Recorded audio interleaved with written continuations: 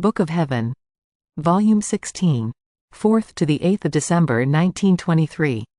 Page 59 to 67.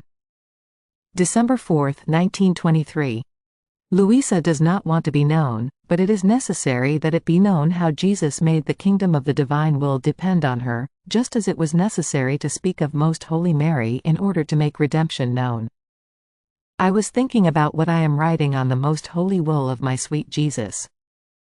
The fact that blessed Jesus wants to say many sublime things about his holy will is right, because anything which can be said about it, its height, its greatness, its prodigies, etc., is all good. Even more, everything is little compared to what could be said. But always braiding this poor soul of mine with it, this should not be in there. It is his will what he should make known, not me. My poor person should not exist. More so, since this whole thing is his, not mine. To me, there is nothing left but the confusion of what he tells me. But in spite of this, obedience forces me to write, not only on the divine will, but also on the braiding he makes between me and his will. Now, while I was thinking about this, my sweet Jesus came out from within my interior, and squeezing me to himself, told me, "My daughter, you are always my newborn of my will, and then, you are wrong. You want me to speak about my will and to make it known, and the one who has to be the channel, the spokesperson, the instrument to make it known should not exist? If this thing were to remain between me and you, maybe it could work, but since I want my will to have its kingdom, and the kingdom cannot be formed only with one person, but with many people and of different conditions, it is therefore necessary that not only my will, the goods it contains, the nobility of those who will want to live in this kingdom, the good, the happiness, the order, the harmony which everyone will possess, be known, but also the one whom my goodness has chosen as origin and beginning of such a great good. By braiding you together with my will, by raising you above all the things of creation, I do nothing other than give more importance to my will, raising it more, and giving it more weight. The more a king is good, holier, richer, more generous, more loving than his subjects, to the extent of placing his own life rather than allowing one who lives in his kingdom to be touched, the more that kingdom is esteemed and loved, arousing in all the desire to live in that kingdom. Even more, they compete with each other to see who would obtain such a fortune. Therefore, the good functioning of the kingdom and its importance derive from the knowledge of the king. By saying that you do not want to be braided with my will, you would want the kingdom without king, the science without master, the possessions without owner. What would happen to this kingdom, to this science, to these possessions? How many disorders, how much ruin, would not occur? And I do not know how to do disordered things. On the contrary, the first thing in me is order. See, this would have happened in redemption if my dear Mama had not wanted to make known that she was my mother, that she had conceived me in her virginal womb, and that she nourished me with her milk. My coming upon earth would seem incredible, and no one would have been moved to believe and to take the goods contained in redemption. Instead, thanks to the fact that my mother made known who she was, the one who is exempt from every stain, also of origin, a prodigy of grace, and how she loved all creatures as tender children, and for love of them she sacrificed the life of her Son and God, redemption received greater importance and became more accessible to the human mind, forming the kingdom of redemption with its copious effects. So, braiding my mother with the work of redemption was nothing other than giving more importance to the great good which I came to do upon earth. Having to be visible to all, taking on human flesh, I had to use a creature of the human race, whom I had to exalt above all, in order to accomplish my high designs. Now, if this happened in order to form the kingdom of my redemption upon earth, in the same way, having to form the kingdom of my will, it is necessary that another creature be known, in whom the true reigning of my will must have its origin and beginning, as well as who she is, how much I loved her, how much I kept her sacrificed for all and for each one. In a word, everything which my will has disposed and poured into her. But by braiding you, it is always my will that stands out. These are ways and means in order to make it known, These are attractions, spurs, lights, magnets in order to draw everyone to come to live in this kingdom of happiness, of grace, of peace, of love. Therefore, let your Jesus do, who loves you very much, and do not want to afflict yourself, and even less be concerned about the way I carry out the braiding of my will with you. Think only about continuing your flight in the eternal boundaries of my supreme volition. December 6, 1923. How to go around and fly in the eternal volition. The mission of the Most Holy Virgin, the mission of Jesus, and the mission of Luisa for the coming of the kingdom of the divine will upon earth. Difference between the sanctity of the divine will and that of virtues. I was praying, and my sweet Jesus made himself seen in my interior, staring at me. And I, drawn by his gaze, looked at him, down into his interior, which seemed to be like a crystal in which one could see all that my beloved Jesus was doing. And uniting myself with him, I tried to do what he was doing. At other times, it seemed to me that Jesus would take my soul in his hands, and would throw it in flight into the immensity of his will, telling me, "The newborn of my will. You were born in my will, in it do I want you to live. Fly, fly in the eternal volition. Fulfill your office. See what needs to be done between the divinity and the creatures. Go around all generations, but always in my will, otherwise you will not find them all. And loving, working, repairing, adoring for all, you will go before the Supreme Majesty to give it all the love and the homages of all and of each one, as the first newborn daughter of our will." I would start my flight and Jesus would follow my flight with his gaze. But who can say what I did?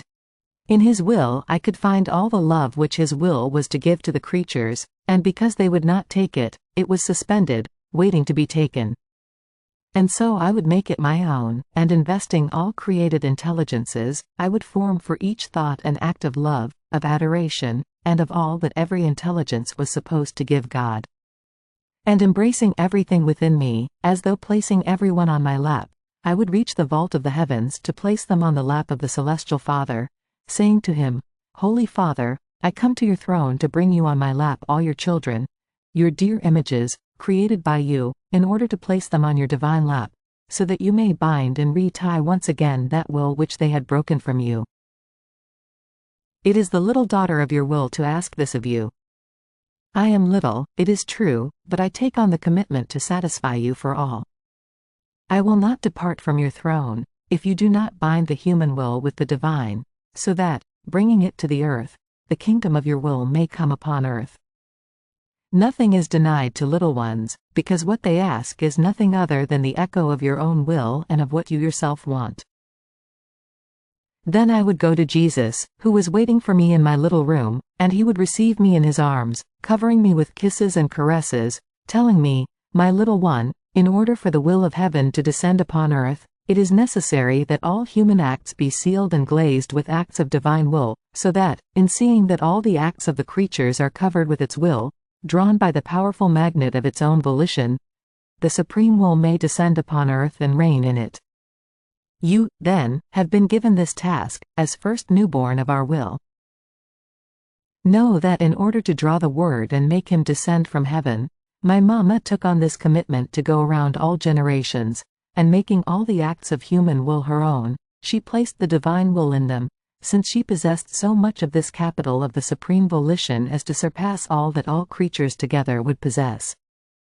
And for every round she made in it, this capital multiplied.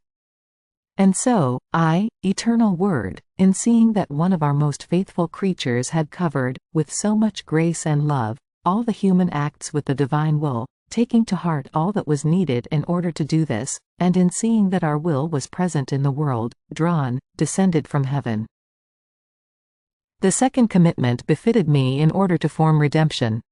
How much I had to go around, across all human acts, as though taking them all in my hand and covering them, sealing them, glazing them with my divine will, in order to attract my Celestial Father, making him look at all the human acts covered with that divine will which man had rejected into the celestial regions, so that my divine Father would open the gates of heaven, which had been closed by the human will.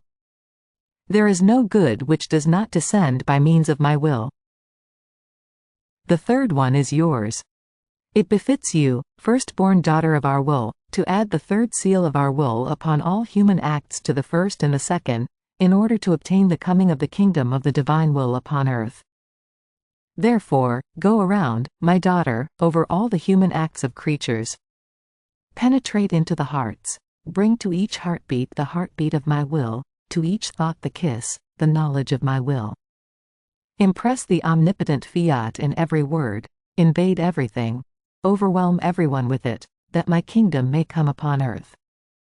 Your Jesus will not leave you alone in these rounds. I will assist you and guide you in everything. And while he was saying this, I continued my flight, going around everything and everyone. But who can say what I did? Jesus alone can say it, who made me do it. So I spent a night always with Jesus, and while going around, I would bring him now all thoughts, now all words, now works, steps, heartbeats, all invested by his will, and Jesus received everything with love and made feast. Then he said to me, "Do you see what great difference exists between the sanctity in my will and that of other virtues? The first one is to receive in every instant the currents of grace, of light, of love, and in each one of her acts, the creature remains in order with her Creator. Therefore it is the sanctity which is closest to her Creator. The second, that of the other virtues, exists in time and circumstances, whenever the occasion occurs to exercise now patience, now obedience, now charity and the like. And if occasions do not come about, the virtues remain interrupted and without growth, and cannot receive the good which a virtue in act contains. On the other hand, in the sanctity of my will there are no stops or interruptions. My will is always fixed on darting through the creature. She can receive it in every instant. Whether she breathes, thinks, speaks, palpitates, takes food or sleeps, everything enters my volition, and in every instant she can be filled with my will along with all the goods it contains. December 8, 1923. The Immaculate Conception of the Most Holy Virgin. To be able to conceive the Son of God, she was conceived eternally in the life and in the works, in the sufferings and in the merits of the incarnate Word. I was thinking about the Immaculate Conception of my Queen Mama, and after I received Holy Communion, my always adorable Jesus made himself seen in my interior, as though inside a room filled with light.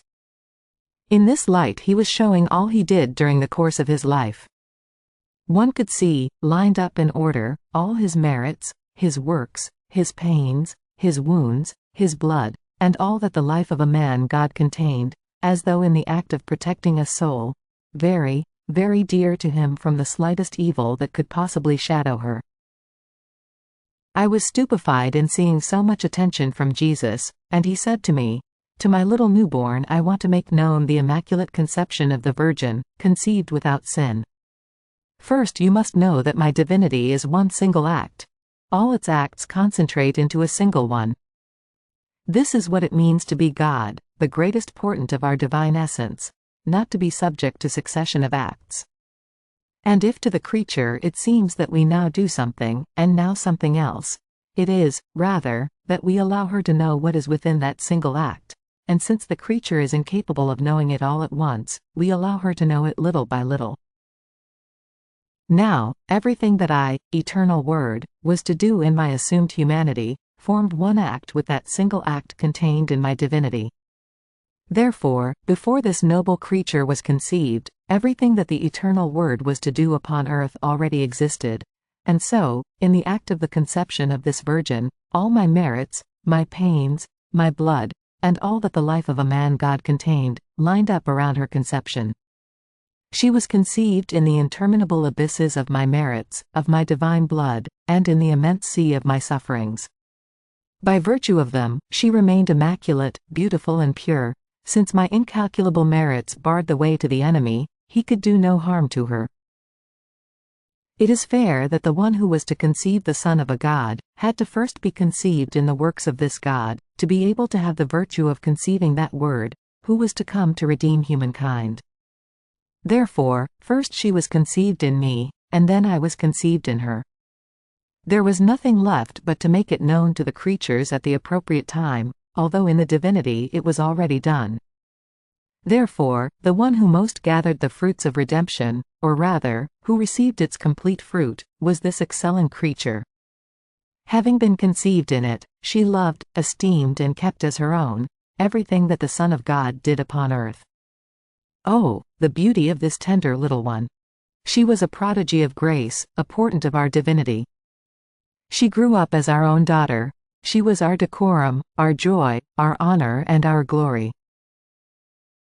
While Jesus was saying this, I was thinking in my mind, it is true that the Queen Mama was conceived in the interminable merits of my Jesus, but her blood, her body, were conceived in the womb of Saint Anne, who was not exempt from original sin.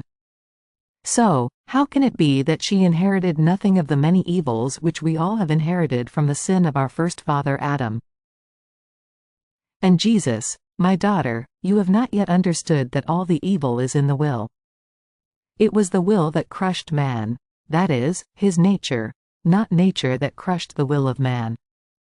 Nature remained in its place, just as it was created by me. Nothing changed. It was his will that changed, and put itself against nothing less than a divine will. This rebellious will crushed his nature, debilitating it, contaminating it, and rendering it slave to most vile passions. It happened as to a container full of fragrances or precious objects. If it is emptied and then filled with rottenness or vile things, does the container perhaps change? The content has changed, but the container is always the same. At the most, it becomes more or less estimable, depending on what it contains. Such was man. Now, to be conceived in the womb of a creature of the human race did no harm to my mama, because her soul was immune to every sin. There was no division between her will and the will of her God. The divine currents found no obstacle or opposition in pouring out into her. In every instant she was under the pouring rain of new graces. So, with this will and this soul, all holy, all pure, all beautiful, the container of her body which she received from her mother, remained fragrant, restored, ordered, divinized, in such a way as to be exempt from all the natural troubles by which human nature is invaded. Ah, yes! She was the one who received the seed of the fiat voluntas tua, on earth as it is in heaven, and this ennobled her and restored her to her origin, as man was created by us, before he sinned. Even more, it made her surpass it. It embellished her even more, through the continuous flows of that fiat, which has the singular virtue of reproducing images fully similar to the one who created them. And by virtue of the divine will acting in her, one can say that what God is by nature, she is by grace. Our will can do anything and can reach everywhere, when the soul gives us the freedom to act, and does not interrupt our work with her own will.